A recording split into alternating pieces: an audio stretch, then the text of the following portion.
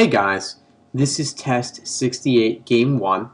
It's from the December 2012 LSAT. This is the game where a realtor shows a buyer 7 different houses. Now I've laid out a lot of rules here. Don't worry, I'm going to explain all of those. We have the 7 houses, J, K, L, M, N, O, P. We have the first and second in the morning, 3, 4, and 5 in the afternoon, 6 and 7 in the evening. So I've divided up our 7 spaces based on whether they're morning, afternoon, or evening.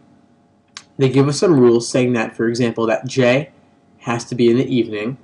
They tell us that K cannot be in the morning, and that L is after K but before M, giving us the general ordering K, L, M.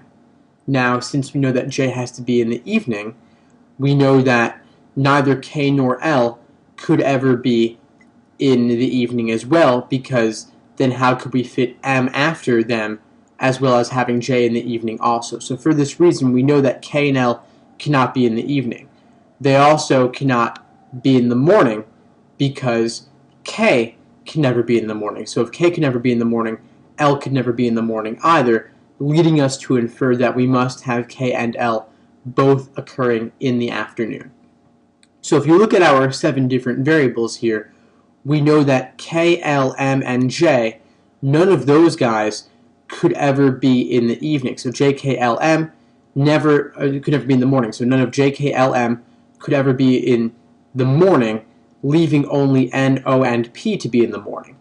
So for that reason, we know that 2 out of N, O, and P are going to be in the morning, although we don't know which 2 it will be. So this is our initial setup for the game, just representing some basic initial deductions.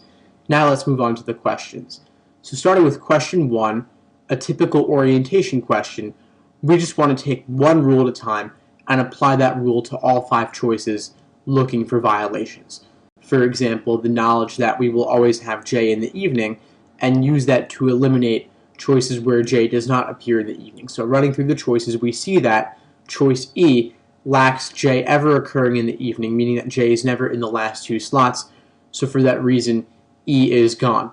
We also know that we have to have K, L, M appearing in that specific order, which gets rid of B, which has L before K, and also gets rid of D, which has M before both K and L. So for that reason, those 2 are gone as well.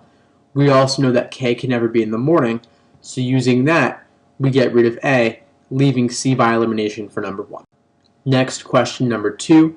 Which one of the following is a pair of houses that cannot be shown consecutively in either order?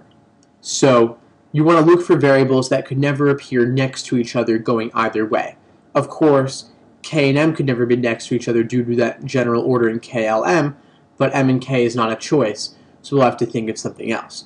Now we see that J is far away from N and from O and from P, but the thing is that we don't know that any one of N, O, and P specifically has to be in the morning. We could have, for example, N and O in the morning and have P come much later, in which case J and P could touch, which is why something like D is not our answer, and C is not our answer also. So we're not going to use that, but we see here that K and J are far apart because they have L in between, and we know that we have K before L, and they're in separate categories, time of day. K is in the afternoon, J is in the evening, L must go between them, so K and J can never touch, making A our answer for number 2. Next, number 3, general must be true question. We'll just take the choices one at a time and run through them. K in the evening, no, K is actually in the afternoon, so A is gone. L in the afternoon, yes, we have that for certain, so for that reason B is our answer. However, I will run through the rest. L in the evening, no, L's in the afternoon as we just saw. M in the morning, no, in fact, M will always be either afternoon or evening because it's coming later than K and L, which are in the afternoon, so D is gone.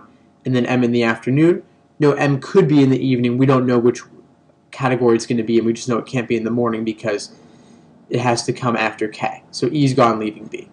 Next, number 4, general could be true question. We'll just run through the choices.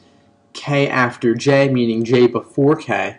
No, in fact, K is always before J because K is afternoon, J is evening, so A is gone. Next, B, L after J, no, exact same thing. L is coming before J because L is in the afternoon and J is in the evening. So B is gone. Looking at C, P after J. Could that happen?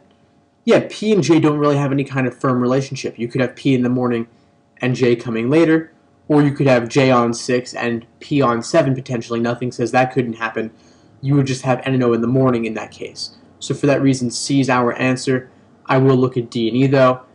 D saying both N and O going after M. That'd be impossible because we have to have at least one of N and O in the morning at all times, and we know that M is coming later. So for that reason, D is gone.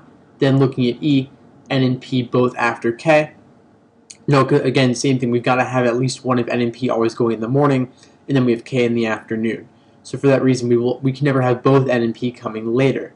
So E is gone, leaving C by elimination. Finally, number 5, if P is in the afternoon, what must be true? So if P was in the afternoon, that we know that we're going to have, P going with K now within the area of 3, 4, and 5. And if P is in the afternoon, it means that we're going to have N and O coming in the morning.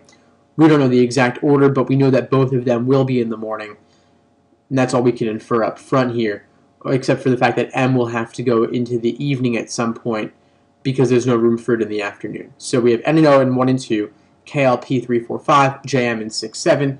Now we'll run through the choices regarding what must be true. Must J be 7th?